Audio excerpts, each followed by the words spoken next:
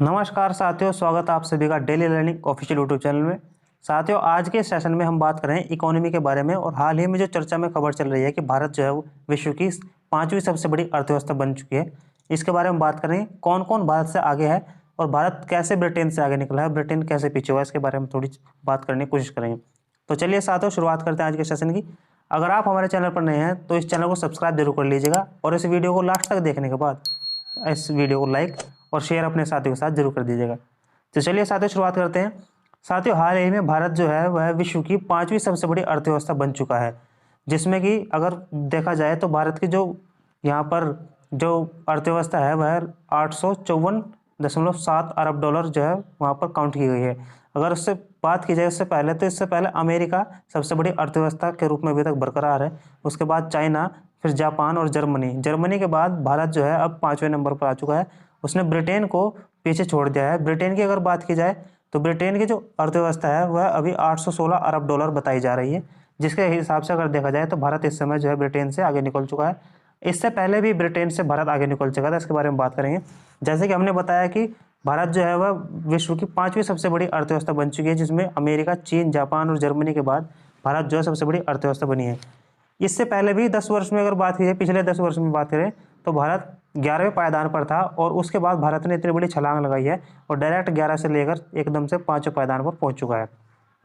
जिस समय दुनिया भर में मंदी की आशंका है, उस अर्थव्यवस्था का जो आकार है वह सिकुड़ रहा है। यानी कि पूरे अगर देखा जाए पूरे विश्व में जिस समय जो रूस और यूक्रेन का जो युद्ध है उसके द्वारा जो है सभी देशों की जो अर्थव्यवस्था है उस पर काफ़ी इफेक्ट पड़ा है। लेकिन उसके हिसाब से अगर देखा जाए तो भारत यहाँ पर अपनी जो इकोनॉमी है उसमें ग्रोथ कर रहा है और यह जो ग्रोथ है वह दोहरे अंकों तक पहुंच गई है। यानी कि अभी पीछे कुछ हमने देखा था कि यह 13 दशमलव कुछ प्रतिशत जो है यहाँ पर भारत की जो जीडीपी है वो ग्रोथ रेट 13.5% रही थी। काफ़ी रफ्तार के साथ भारत की इकोनॉमी यहाँ पर ग्रोथ कर रही है। सबसे पहले बात कर लेते हैं कि आखिरकार जीडीपी है क्या, जिसकी हम बात कर रहे हैं। तो अगर हम जीडीपी की बात करें तो जीडीपी की जो फुल फॉर्म होती है वो होती है ग्रॉस डोमेस्टिक प्रोडक्ट। यानी कि इसे अगर हिंदी में बात करें तो इसे कहते हैं हम सकल घरेलू उत्पाद। अब यह क्या होता है, तो साथियों एक वित्तीय वर्ष में, अब वित्तीय वर्ष यानी कि भारत में जो वित्तीय वर्ष है वह 1 अप्रैल से लेकर 31 मार्च तक काउंट किया जाता है। 1 अप्रैल से 31 मार्च के जो बीच का जो ये वर्ष है इसे हम वित्तीय वर्ष कहते हैं। तो एक वित्तीय वर्ष में किसी भी देश में एक निश्चित अवधि के दौरान यानी कि 1 साल के अंतर्गत उत्पादित सभी वस्तुओं और सेवाओं का कुल बाजार मूल्य जीडीपी कहलाता है। यानी कि 1 साल के अंदर जितनी भी वस्तुएं उत्पादन हुई हैं और जो सेवाएं हैं उन सभी को कुल मिलाकर हम जीडीपी के अंतर्गत रखते हैं। भारत की यह अवधि वित्त वर्ष जो है अप्रैल से लेकर मार्च है। जैसे कि हमने आपको बताया 1 अप्रैल से अगर 31 मार्च तक यह वित्तीय वर्ष भारत की है।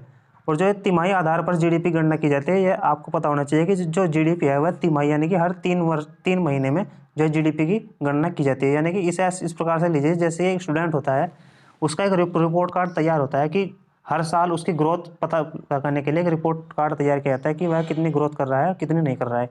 इसी प्रकार से किसी भी देश की अर्थव्यवस्था को जानने के लिए यहाँ पर जीडीपी काउंट की जाती है और यह तिमाही के हिसाब से यानी कि 1 साल में 4 बार यह जीडीपी काउंट की जाती है। अब बात कर लेते हैं कि जब अर्थव्यवस्था इस प्रकार से गिर रही है पूरे विश्व की, तो उसके बीच भारत की अर्थव्यवस्था कैसे उठ रही है और ब्रिटेन का क्या कारण रहा है इस प्रकार से अर्थव्यवस्था का डाउन होने का। तो सबसे पहले भारत की बात कर लेते हैं। तो भारत में जो है कृषि और विकास के क्षेत्र में जो अर्थव्यवस्था है उसकी रफ्तार जो बढ़ी है। यानी कि कृषि और जो ये है सेवा के क्षेत्र में रफ्तार जो है अर्थव्यवस्था की काफ़ी हद तक बढ़ी है। और वित्तीय वर्ष 2022-23 में 7.4% की विकास दर, इसका बहुत बड़ा इफेक्ट पड़ा है क्योंकि जो विकास दर हमारी ग्रोथ रेट है वो 7% से भी ऊपर की चल रही है इस समय। और वहीं दूसरी अगर बात करें तो जीएसटी का जो संग्रहण है इस बार का, जो जीएसटी का संग्रहण है वह 1.4 लाख करोड़ का है, जिसकी वजह से भी भारतीय अर्थव्यवस्था है जो इस पर काफ़ी इफेक्ट पड़ा है और उसमें काफ़ी ग्रोथ देखने को मिली है। साथ ही साथ जो आर्थिक जो राजकोषीय घाटा है उसमें भी मामूली रूप से घटकर यह 20% की फीसदी पर ही रह गया है। राजकोषीय घाटा भी घटकर 20% पर पहुंच चुका है। और दूसरी ओर जो भारत का विदेशी कर्ज है वह 8.2% बढ़कर 620.7 अरब डॉलर पहुंच चुका है, जिसकी वजह से जो भारत की अर्थव्यवस्था है उसमें काफ़ी सुधार देखने को मिला है। अगर बात करें यहाँ पर कि आखिरकार जो ब्रिटेन है तो ब्रिटेन का पीछे होने का कारण क्या है, तो साथियों अगर हम देखा जाए पिछले कुछ समय से जो ब्रिटेन में राजनीतिक अस्थिरता चल रही है उसके कारण जो है ब्रिटेन पर काफ़ी इफेक्ट पड़ा है। और साथ ही साथ जो रूस और यूक्रेन का जो युद्ध चल रहा है उसके हिसाब से तो पूरे विश्व पर ही अर्थव्यवस्था पर काफ़ी नुकसान हुआ है। अगर बात करें ब्रिटेन की, तो पिछले 4 दशकों में जो है ब्रिटेन, उसमें काफ़ी मंदी यहाँ पर देखने को मिले। इन्फ्लेशन जो है उसका काफ़ी सामना उसे करना पड़ा है।